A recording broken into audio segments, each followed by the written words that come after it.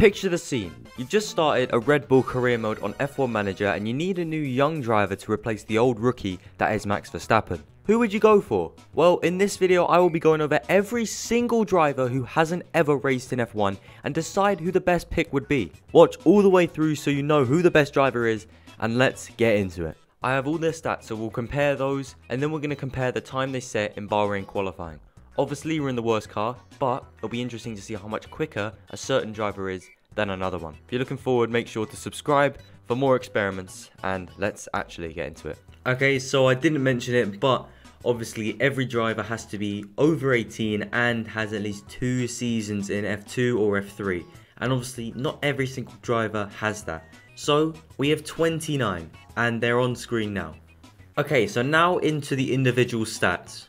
Okay, so the overall pace stat means the driver's ability to maintain race pace, and the cornering is being able to maintain speed through corners and reducing the chance of running wide or spinning. Hope that makes sense, and here they are. First is Piastri, second is Hauger, and third is Vips, with the bottom 3 being Correa, Carey and Malvestiti. Next is braking, and this is that it allows drivers to brake later when approaching corners without running wide or causing incidents. So here they are. Piastri is once again at the top with 85, Vips is second with 83, and Pourchaire is 81. The bottom 3 aren't exactly the same, as Zendelli has an awful 27 braking. Reactions are the ability to respond to events at high speed, and this allows drivers to accelerate faster out of corners and have better starts. So here they are. Piastri is not top this time, instead it's Logan Sargent with 83.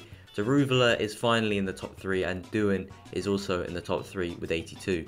Overall, people are probably going to be wanting to target this 70s band, maybe even Vips and Sargent. So Vesti only having 74 is a bit disappointing, but Doohan has so far had pretty good pace stats. Obviously the bottom 3 are pretty similar, Correa, Carey and Malvestiti once again lining out the back 3. Next is accuracy, and this is the ability to follow the racing line closely, which reduces the chance of a driver taking damage from running wide or losing time. And here they are. We have 4 drivers with 85 accuracy and then another 2 with 82. So this is overall the best band so far.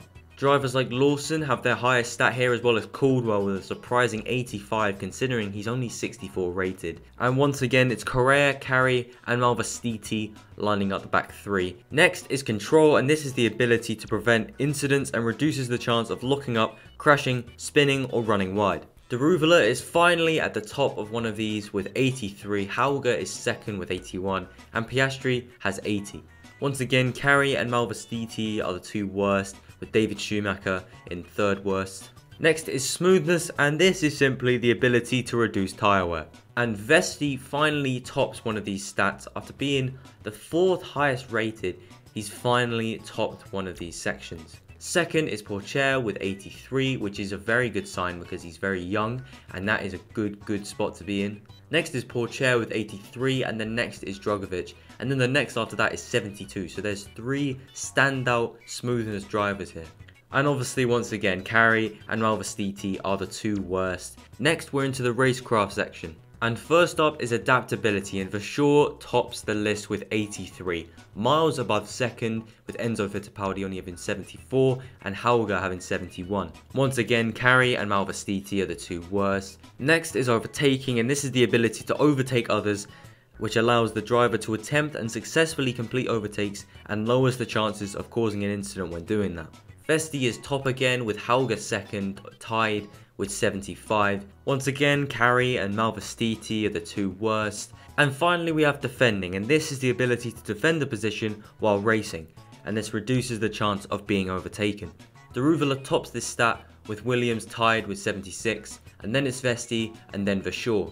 Malvestiti and Carey are once again the 2 worst. And that concludes the stats, but now we have the final 2 sections, and that is growth potential and the Bahrain Q1 lap time. So now growth potential, it's very self-explanatory. It's how quickly your drivers grow. Younger ones are going to have better potential, and obviously it's Pourchaire at the top with 1.87 times growth potential. This is why if a driver has some low stats but they have an incredible growth potential, this is definitely something to consider. Second is Stanek, he's also 18 with 1.83, and then third is Piastri with 1.79. Another reason to definitely think about getting Piastri. And for once, Malvestiti and Carey aren't the lowest, with Carey having 1.39 and Malvestiti having a mega 1.49. Absolutely incredible. But now we're on to the final section, and this is the Bahrain Q1 lap time. All drivers with the same setup confidence, track acclimatization and car part knowledge all put into one. The test of what really matters in all of these stats. So first is Piastri with a 32.756. A very good time, 3/10 clear of Vips in second and Pourchaire in third. Vips was a big surprise because his stats do not look that promising, but clearly his pace stats being that good meant that he was able to get a really good time. Then you have drivers like Lawson who have a lower rating but still was 4th quickest, and then obviously Doohan was 5th quickest. The worst were David Schumacher, Carey and Malvestiti once again. So, if you are thinking of picking up a rookie for your F1 Manager 2022 save, it's either got to be Piastri, Pourchaire or Doohan. Obviously, it's all up to you, and you can go off any of these stats that I've mentioned in this video to make your decision. But that is going to be all from me today. If you have enjoyed this video, make sure to subscribe for more every weekend. I also run my Latifi to Glory series every 2 days. All videos are out at 6 PM BST, and thank you so much for watching.